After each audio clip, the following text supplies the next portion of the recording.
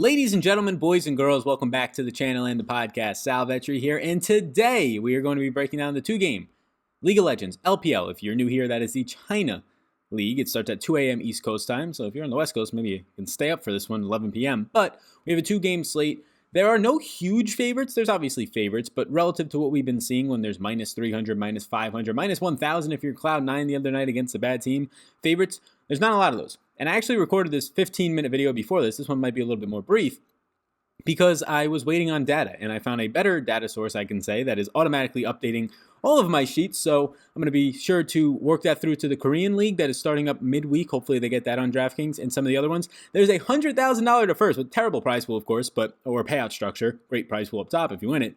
Terrible payout structure, but $100,000 to first for the weekend American slate. Cannot wait to cover that. Going to have a ton of attention. I would imagine a lot of eyes on these videos, these breakdowns heading up to that. So if you're new here, welcome. Sal Vetri. I cover all this stuff. They try to take away all our sports, the apocalypse, this coronavirus, right? Impacting a ton of lives. Hopefully you're okay right now, but try to take away my livelihood by taking away sports. You cannot take away the League of Legends as long as you clean your controllers.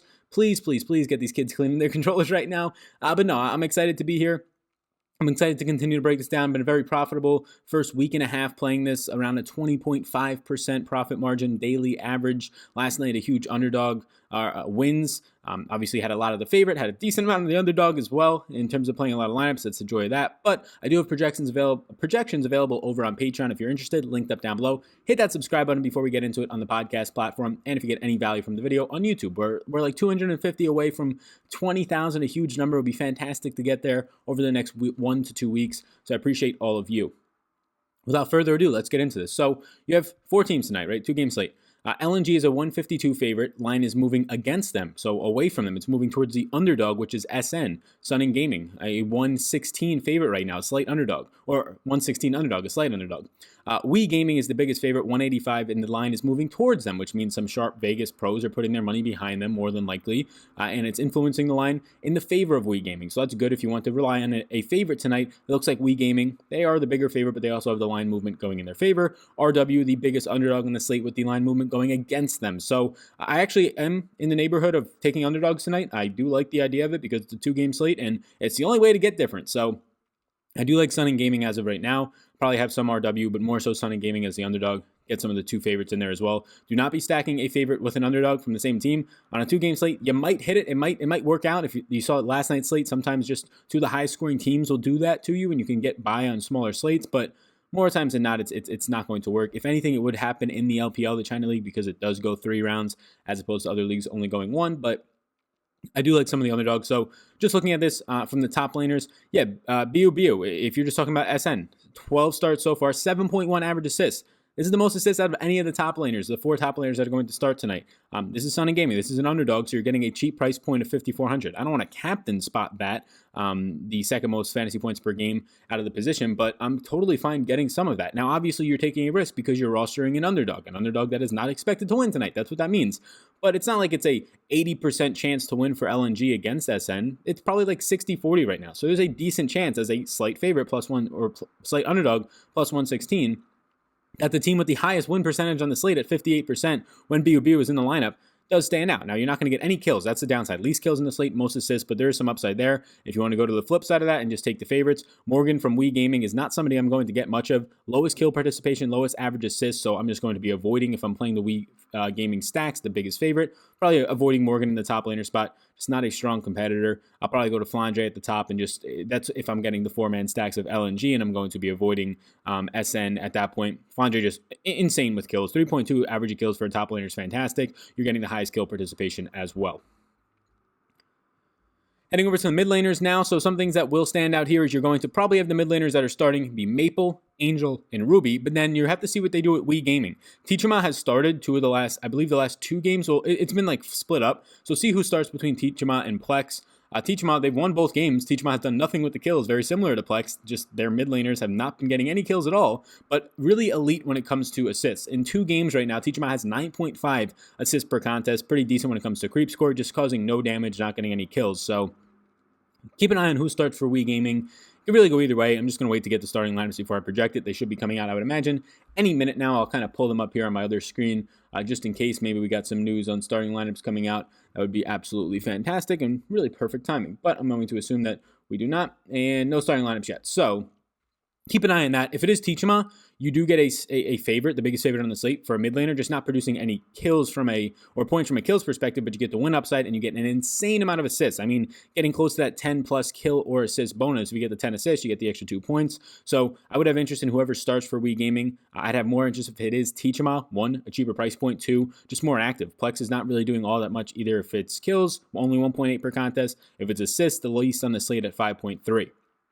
I do think that you can go to Angel at SN. Like I'm saying, a slight underdog. I like this spot. $7,000, the highest right now, the second highest, out of all the starters, the highest kills per contest. I mean, you have Wooming for RW, who's only started 1 game, got 6 kills, but Angel, 5.1 kills per contest. That's fantastic. The highest damage on the slate at 26.6%. 75% kill participation is the highest in the slate for any of these starters. Average when it comes to assists. So again, if you're going for an underdog, I think Angel makes her a really good captain play at $7,000. Again, it's risky because it's an underdog, but if it does work out in your favor, less people will have it. All the way up at the top, you can get to Maple. 3.9 kills per contest is going to be average here. Maple's just a really expensive player because being a favorite, but scores a lot more points, obviously, when they win. Has started every single game at 16 at this point. Strong when it comes to damage. Best creep score in the slate, if that matters to you, but it's not anything that stands out all that much to me. You're going to secure a good amount of points if the victory is there. Obviously, I'm not playing Maple and Angel together because they're playing each other. You want to be stacking for wins. I'll just quickly go through support because, I mean, support, you got just 4 players here who are going to be playing for support. So Sword Art, I think, looks like a really strong play, 9.4 assists per contest if you wanted to go to Suning as the underdog. And then Dwayne on the other side of this, 9.6, leads the slate in assists, also gets in kill per contest, so that's really strong as well. All these support players look very similar today when it comes to kills. They're all pretty much averaging 1 kill per contest. They're all pretty much averaging 8.5 damage percentage. Where you pick up the rest of the stuff is looking at kill participation. So how involved are they in their kills, whether it be assist or average kills? You're going to get missing at the highest at 76% by a decent margin. But then Sword Art at just $5,000 flat, it's at 71% and 9.4 assists per contest. So Wii Gaming missing, Dwayne, Sword Art, they all look fine to me. Those are the 3 I'm going to be focusing on. Probably not going to get to Lay. If I had to rank them, for me, it's probably going to be just factoring in ownership and everything. Sword Art, missing, and Dwayne, but I like all of them. AD Carrier. So, AD Carrier, you're going to try and hope for the most points here. AD Carriers typically, and they will on average out of the data I'm looking at for long-term results, they will score the most points in the winning lineups. And mid laners will score the most in losing lineups. Keep an eye on who starts for LNG. You've had Light start some contests. You've had Azora start some contests over the last week. Azora has the highest kill participation rate at 88% and averages 5 kills per contest, which is the second most if he were to start on this slate out of any of the AD carries. At 7,800, looks like a pretty okay and strong play. But Hugin Fang at 7,200. Once again, if you're trying to ride with me on the underdog and do not come back tomorrow and go, oh, they lost. Yes, I'm well aware. I'm trying to purposely play suboptimal in GPPs because it's a slight underdog. If I'm trying to play the percentages, yes, the slight underdog is not going to win all that often, but when you factor in ownership, when they do win, you get a bigger payout. So a 1-game sample of us doing this tonight, and me, myself, doing this tonight, saying is not going to be a true story and a true indicator. Over the last week and a half of doing this, it has proved to be pretty good and pretty strong. Even last night when a huge favorite, somebody have a lot of ownership goes down, having stacks of the other side of that game almost makes up for it because there's not a lot of players going at it. So you have Hyung Fang starting 12 of the 16 games, 58.3% win percentage when he's in the lineup. So that's the best in the slate. Most kills per contest, 5.5. Just make sure that the starting lineup is indeed this with Hyung Fang, which you're probably going to get. Highest creep score in the slate, by far the highest damage. Yeah, $7,200 is a really strong price point. You want to put it in the captain spot so you can put in another AD carry, which would then be Jung Meng, which is getting you around, 4.2 kills per contest. Not a lot of assists, but just a huge favorite at that point. So you're going to get a nice win bonus. Jungler, it's pretty much the same story. You're looking at S of M, which is SN Sunning. Just again, slight underdog. You're getting the most assists, 9.8. It's not even close. 80% kill participation, not even close. All that is by far the highest out of any of the junglers on the slate tonight. 14 starts so far in the season for S of M. You've seen some really huge spiked scores there.